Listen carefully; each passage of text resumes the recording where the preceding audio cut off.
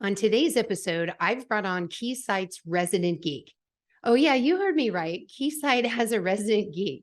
So find out what his role is and how he utilizes video to build trust, preference, and loyalty amongst engineers. We also touch on influencer marketing or leveraging external creators to expand their community, the role of webinars in their content marketing strategy, and more. Let's do this. Welcome to Content Marketing Engineered, your source for building trust and generating demand with technical content. Here is your host, Wendy Covey. Hi, and welcome to Content Marketing Engineered. On each episode, I'll break down an industry trend, challenge, or best practice in reaching technical audiences. You'll meet colleagues, friends, and clients of mine who will stop by to share their stories. And I hope that you leave each episode feeling inspired and ready to take action. Before we jump in, I'd like to give a brief shout out to my agency, True Marketing. True is a full service agency located in beautiful Austin, Texas, serving highly technical companies. For more information, visit truemarketing.com. And now on with our podcast. Hey everyone, and welcome to another episode of Content Marketing Engineered. Today I have Daniel Bogdnoff. He's the Resident Geek at Keysight. Welcome to the show, Daniel. Thank you for having me. I'm really excited to be here. I'm excited to have you. And I almost wore my Aggie fleece to say a gig-em to you, my fellow Aggie. Whoop. Too bad we missed each other. I think, just slightly, but nice to have another Aggie in the room. So that's awesome. Absolutely. Yeah. Well, speaking of your time at A&M, I did a little LinkedIn stalking. I always like to do that. And I see that you started off your career with a degree in electrical engineering, but here you are, just way deep in content marketing. So tell me a little bit about your career path and what attracted you to marketing specifically. Yeah. I think going into the workforce, I didn't really know what marketing was. And when I was in school studying EE, I loved the world of electrical engineering. And it's just something that you don't really see or interact with directly. Like mechanical, it's like, okay, there's hinges and joints and levers and bridges and waterway, like all that sort of stuff. But for electricity and magnetism, it's kind of a little bit of like black magic voodoo. So I really enjoy that world, but I knew coming out of school, working in an R&D lab probably wasn't gonna be fulfilling for me. That's not what I was going to enjoy. And I think you and I think a lot of our listeners are in similar positions. So I started looking for jobs. I thought at the time, I kind of thought sales was like an evil, like cop-out job. In hindsight, sales is great. It's a great career for a lot of people. But I found a job posting at the time it was Agilent, now Keysight, formerly Hewlett Packard, if you chain that all together. And it was for a technical marketing engineer. And I didn't really know what that meant. I liked the words technical and I liked the words engineer. I wasn't so sure about marketing, but I thought I'd give it a shot. And through a crazy, series of events, I ended up in that type of role. And since then, I've done business development, product management, product marketing, and kind of landed on content marketing. Yeah, and that's the great thing about having that engineering background going into marketing. There's so many different things you can put your fingers in. So I totally see that. And of course, this show is all about content marketing. So I'm excited to have you and get into your head a little bit about your strategy for 2023 and some of the things that are working well for Keysight that I've observed. And I want to kind of validate with you and get more detail. So maybe starting just big picture, we're in the middle of planning season for 2023. How's that going for you? What are some of the things you're looking at leaning into or maybe out of when it comes to your content strategy? Yeah. So our fiscal year actually began on November 1st. So we're into you're way into past it. It's great because then it's not New Year's and you're trying to figure out, reporting and metrics and all that fun stuff that is just part of doing business. But I think when I look at our plans for 23 and what I think we should be doing both as a company and for me personally, I, it all comes down to finding things that are valuable for engineers and valuable for our target audience. And that's really where I focus. It tends to be on the actual engineers who are doing the work. I do a little bit of like thought leadership type stuff, but that's more because it's like interesting and fun for me and I get to do it for work. So why not? But focusing on the engineer, what is valuable and helpful for them? What sort of things do they want to read, watch, consume, and learn? And how do we bring that to them in a way that is effective and not a waste of anybody's time, my time or their time? So video is, I mean, if you're not doing video in 2023, like it's time to start doing video for most cases, I think. And that's a big one, I think, is just looking at a solid video strategy that makes sense across the board, from social to webinars to white papers. Like there's got to be a video element. Yeah. Well, let's go a little bit deeper right there and talk about videos. So one of the big things that stood out and how I ran across you and your wonderful content is through Keysight Labs. So tell me a little bit about what is Keysight Labs and how did it come about? Yeah. So that is a YouTube channel that I run. It's kind of my baby. That's where I cut my teeth doing video, and I've grown it. I think last I checked, we were over 105,000 subscribers on YouTube, getting pretty good viewership on every video.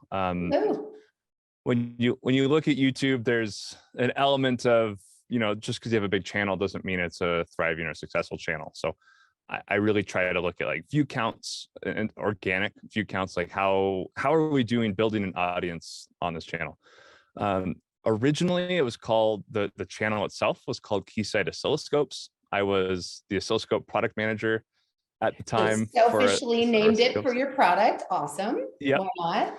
And that was, the channel existed. It had, I don't know, 3,000 to 5,000 subscribers, maybe 7, something like that. But I was in charge of the education market. So how do we reach universities to get this equipment into labs? And our sales teams do a really good job of talking to those tier 1 big universities, MIT, Stanford, Oxford, that sort of thing.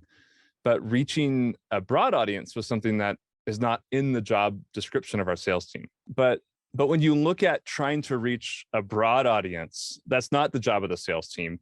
So for me as a product marketer, I was looking at the market and thinking, how do we reach people at large without it having to be a one-on-one or one-to-few sort of conversation? And video, and specifically YouTube, for our audience, massive amount of them consume YouTube on a regular basis, both for SEO and for just community engagement and learning. So I got budget for a little SLR camera. I found a room that I kind of took over and started making videos. They were really bad for a long time, but I've learned a lot, and they're much better now. And that's kind of become a big part of my day-to-day. And so it expanded from oscilloscopes to be a Keysight-wide channel at some point in time. Yes, I was product manager, product marketing for oscilloscopes, but as my video work got success, and there was a big annual event we would also run that was getting a lot of attention, they basically said, hey, let's expand all of this out to cover more of the portfolio. And I just kind of have taken on more and more. So we changed the channel to Keysight Labs instead of Keysight Oscilloscopes. Yeah. And our both that channel and our event kind of now explore engineering, test, measurement, design, and emulation. Got it. So the oscilloscopes group lost you, but they still have you, sort of. Oh yeah. Something I noticed as I look through several of the videos is the voice and tone takes a bit of a departure from Keysight's norms. So tell me, why did you go in this direction, and what do you think the appeal is of having that more, casual, whimsical, thing going? No, I like the word whimsical. I like to think that I don't take myself too seriously, but we do take the technical material very seriously. So we have to be accurate. We have to be respectful of the engineering community and of the products and of the themes that we're talking about. But at the same time, we can still have some fun with it. There's an element, again, it's kind of similar, where Keysight, as a big enterprise, $5 billion revenue company does the PR really well, and they do the high polish, like investor forward videos and VP, president, C-suite level content. They handle that stuff really, really well. But where I saw an opportunity at the time when I started was, how do we reach engineers at scale? And having that element of fun is really a part of what, for me, keeps it entertaining for both the viewer and me as the creator. So that's kind of my strategy. It's a lane, it's a thing, and it's kind of, for me, it's me putting myself out there on camera. Oh yeah. So it's not what everyone should be doing. I think everyone has a lane that they can find for themselves, and a tone and a voice that they can develop with practice. And I think there's never been a better time to practice, with short form video being so popular these days. I think with practice, people will find their voice and what works for them and their company and their brand. Yeah.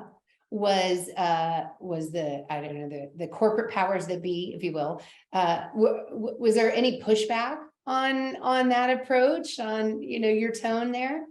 Yeah, of course. Some of it was creating in the shadows for a while, where I'm a big preacher that you have to do your job really well. If you want to do anything else, you got to do your job. And once you're doing that, you have some wiggle room to take on new projects and new pilots.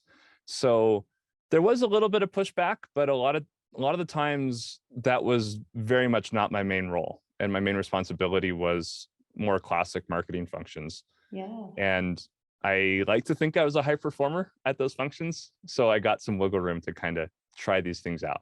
Right. Like with anything, you build trust and credibility and use that, as a platform. That's great advice. What are some of the biggest benefits that you and Keysight, doesn't have to be in that order, but I could see benefits for you personally as a professional, as well as just ROI from Keysight investing in this video platform? Yeah, there's a few things. So one, on a personal level, I just enjoy the heck out of it. It's a lot of fun, and it gives me flexibility in my time and schedule. I have a family. I enjoy mountain biking, so like there are days where if it's 2 p.m. and I want to go for a bike ride, I can make that happen. And there are other days where I'm working, 7 to midnight trying to get something out the door. And it's a give and a take, which I do enjoy that a lot.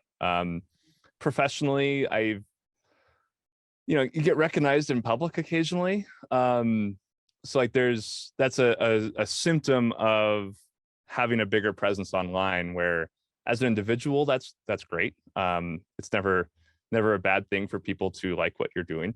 And doing video is a very public way to do that. For Keysight, and I will say, Keysight's treating me really well, and I enjoy the technology. It's incredible technology that I get to play with every day, and it's all over the place. PCIe Gen 7 down to I2C buses to RF. I have a VNA on my desk behind me. Not many people can say that if they're in marketing. Right. So I get to play with a lot of different things. From a Keysight perspective, I really work to create a community of engineers and people that I like to create a community of people who are in that Keysight audience, and that Keysight potential audience. And it helps that I'm kind of one of those people. So really, I'm just kind of creating content for my people.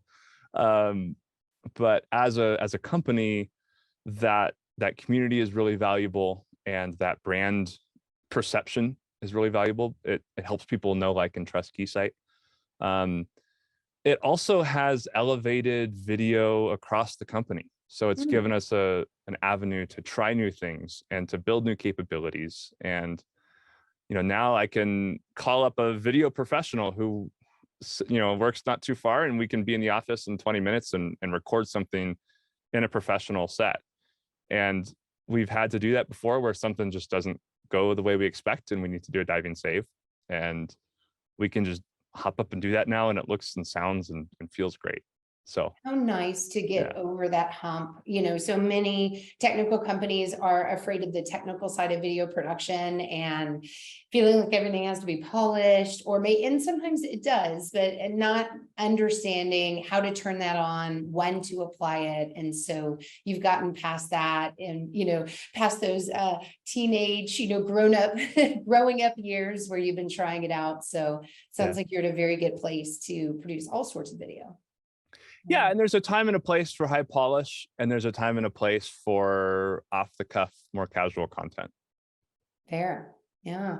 So I know that part of your video strategy also incorporates webinars, right? So webinars are, sort of events, have video. We know everybody knows webinars, but I know that this is another big focus for you at Keysight. So tell me a little bit about your approach. Yeah, so I will say we have a webinar team, and webinar strategies, especially post or like in pandemic and post pandemic.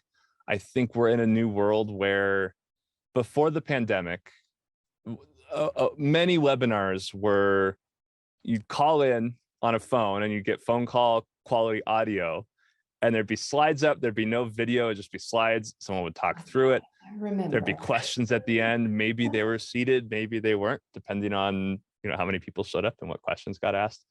I don't think that flies anymore, especially if you're in a competitive market. I think when the pandemic started, everyone's budgets went into webinars and web advertising, and the bar got a lot higher, and what people want to consume got a lot higher. I think there's a lot of webinar fatigue. So for me, when it comes to webinars, it's basically like live streaming. Now, you look in like gaming and internet culture overall, there's just this whole streaming culture. It's kind of like B2B live streaming is really. I've never heard that comparison, but I really like it. Yeah. Okay. I'm with you. Yeah. It's appointment viewing. Like you have sports and you have webinars, are kind of the last place for appointment viewing, where you have access to experts in that moment. So creating a venue where anyone can ask world leaders in a technology or a product topic, like ask them questions in real time. That to me is really valuable. On the presenter side, being able to talk to a webcam and use an actual audio setup instead of phone calling in and not having these sort of things that add it doesn't have to be super high quality, but it adds that personal touch where you feel like you're sitting in a room with someone who's teaching you something instead of sitting through a product pitch. Fair. And I noticed on your website that you guys do a lot of series-based or thematic webinars. And then you mentioned, I think you have something big coming up in the spring last time we talked. Yeah. So part of that video journey for me was also a large virtual event. That was kind of our centerpiece of all the marketing plans for the year for me and the folks that I worked with. And that started as just it kind of, I'll spare the backstory. Folks who are along for the ride will know that we've come a long way, but ultimately it turned into a pretty big virtual event that we ran. It had part live streamed portions where we would, I'd host the whole thing live, like, hey, we're here live in Colorado Springs, let's get this thing going. We'd do some giveaways live, we'd do some Q&A or live, demos or examples of, things people should know. And then we also had some pre-recorded portions where you want that higher polish. You don't want to waste people's time trying to like get a demo working live if it's finicky. So we ran that every year, and this year I'm kind of under I feel like there's a bit of virtual event fatigue. I find myself attending less webinars, less virtual events than I used to, and I think looking forwards, as a company, as Keysight, we've modeled that virtual event format and techniques and production techniques and writing techniques into a lot of our other virtual events. So for us in the future, I'm thinking of it more like a web mini series of sorts, where we'll still have the live component, but instead of doing 1 week where it's multiple days, an hour or 2 hours a day, we're instead doing once every other month, where we're going to focus on a different topic and really try and get on location. And there's chance I'll be in like a quantum maybe a couple quantum computing labs and 6G labs and all sorts of fun stuff planned. So I'm really excited for where that's going. You know, what I love about how you describe that is it goes back to knowing your audience, right? And reading the room. Okay, obviously, you know, without trade shows, everybody, like you said, was going to webinars, but now there's all this excitement about getting back together in person, and maybe that event needs to take a new form or a different form to keep it fresh. So important. It's great how it all comes back to that audience and what they need and what they need to do.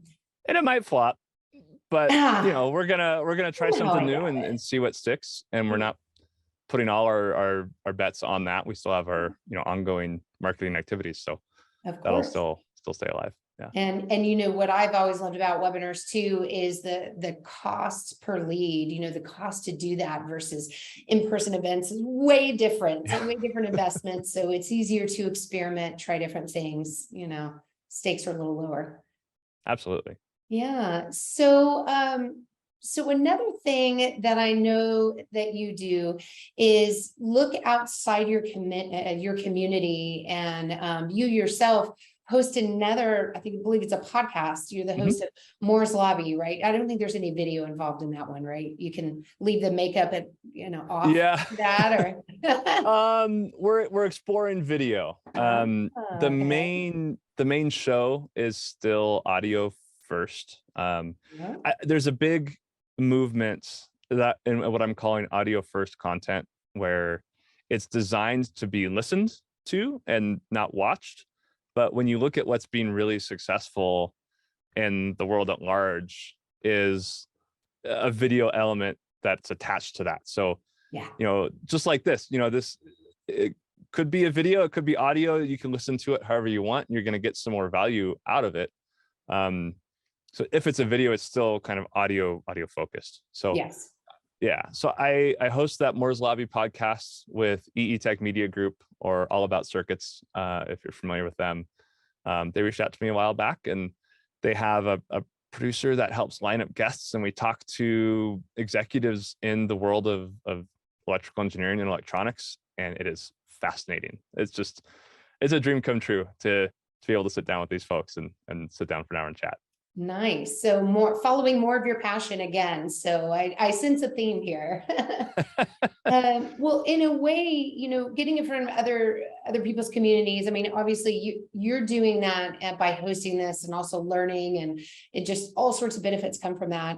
And then you have the true influencer marketing, right? Where you're taking Keysight into other people's communities and having that influencer sort of spread the word and help evangelize.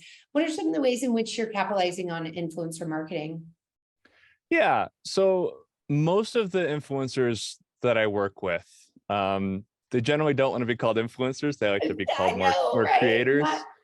We're using marketing speak today, not engineering speak, but I hear you, right? We'll call them industry pundits, experts. What word would you use? They generally go to the word creator is kind of where they like to land, because they're making content, making videos. There's also been a big growth of the term creator economy for these folks that are doing content creation full time and then trying to leverage that into a business. So generally creators is where I go. Most of the folks I work with are electronics and electrical engineering YouTube creators. That seems to be where most of the audience is. The kind of step one for me there is just reaching out to folks that are on the rise or look like they're a really good fit for our audience.